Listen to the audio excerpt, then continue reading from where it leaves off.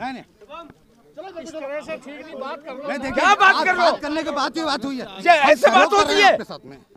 ऐसे बात होती है? बात करो। अब आप रास्ते में रोक ले, इस तरह ये बात करो। बेइज्जती की बात हो रही है, नहीं तो फिर थोड़ा थोड़ा पीछे होइए आप। आप लोग कॉपरेट कर रहे हैं। और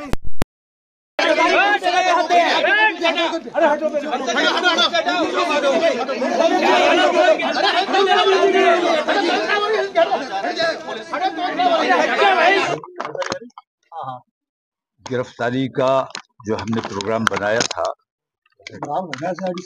मुझे खामखा पैनिक क्रिएट करने की कोशिश कर रही है यहाँ पुलिस।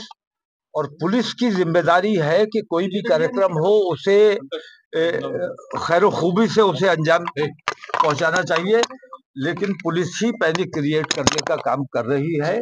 मैंने कहा था कि मेरी भीड़ नहीं आएगी और मैंने ये साबित किया है कि मैंने किसी भीड़ को नहीं बुलाया। मैंने कहा था मेरे 11 लोग गिरफ्तारी देंगे, सिर्फ वो लोग जाएंगे, और अगर कोई 100-200 लोग आ भी जाते हैं तो उन्हें समझाकर वापस कर दिया जाएगा। 11 लोग गिरफ्तारी देंगे। और गिरफ्तारी देने की असल वजह यह है कि पूरे मुल्क के जो हालात हैं, रोज लिंचिंग हो रही है, बुलडोजर चलाए जा रहे हैं, कानून की धज्जियां उड़ाई जा रही है, मदरसों पर बुलडोजर चल रहे हैं, मज़ारात को शहीद किया जा रहा है, बच्चों की लिंचिंग की जा रही है, गौ सेवा के नाम पर कुछ गुंडे निकलते हैं, कुछ कुत्ते एक दो लोगों को घेर कर मार डालते हैं, उन पर कोई कार्रवाई नहीं होती है। ये आतंकवादी संगठनों का तमाम का ये सरकारें संरक्षण कर रही हैं। इन आतंकवादी संगठनों पर पाबंदी लगाई जाए। बजरंग दल जैसे आतंकवादी संगठन जब तक इनको खुली छूट मिली रहेगी, देश के अमनो अमान को हमेशा खतरा बना रहेगा। देश के अमनो अमान को खतरा मुसलमानों से नहीं है, हमसे नहीं है। हम अमन वाले लोग हैं, अमन की बात करने वाले लोग हैं। आज 11 लोगों की गिरफ्तारी दी गई है। मैं भी गिरफ्तारी देना चाहता था, लेकिन मुझे बलपूर्वक रोक दिया गया है, मुझे घर से नहीं निकलने दिया गया है।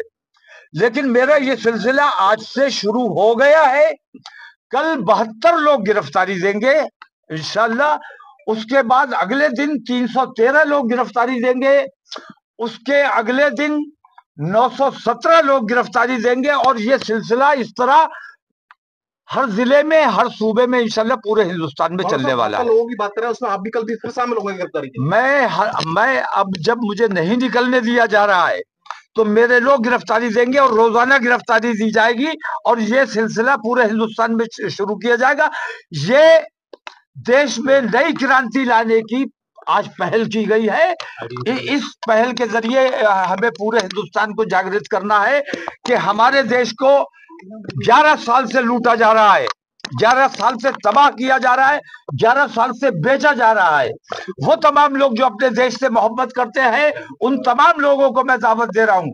मेरे साथ इस मामले में मेरे साथ मेरे हिंदू भाई भी शरीक है और वो भी हमारी मुहिम में शरीक रहेंगे और वो भी गिरफ्तारी देंगे। आपको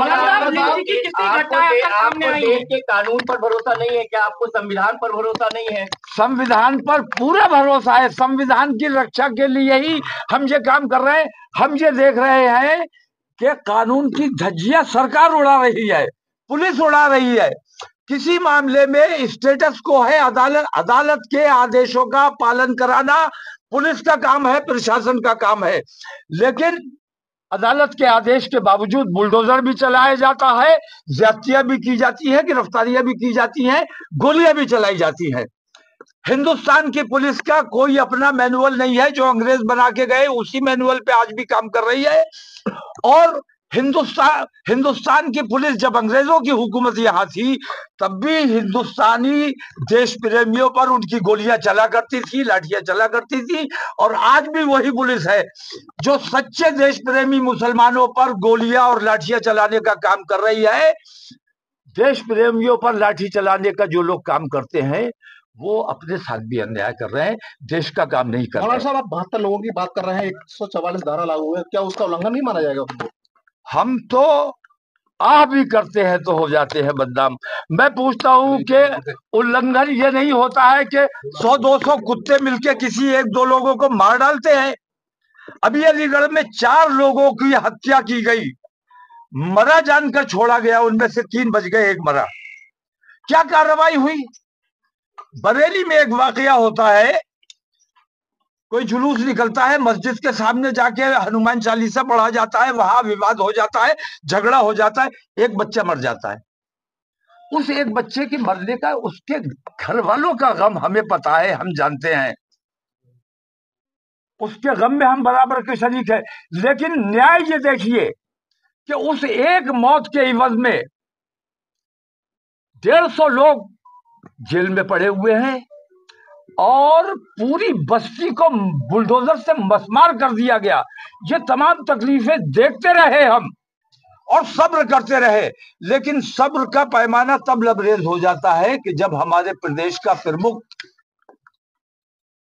देश के मजहबी भावनाओं को भड़काने का काम करता है। आप अपने महापुरुषों की तारीफ कीजिए, उनका सम्मान कीजिए, हमें बहुत खुशी होती है।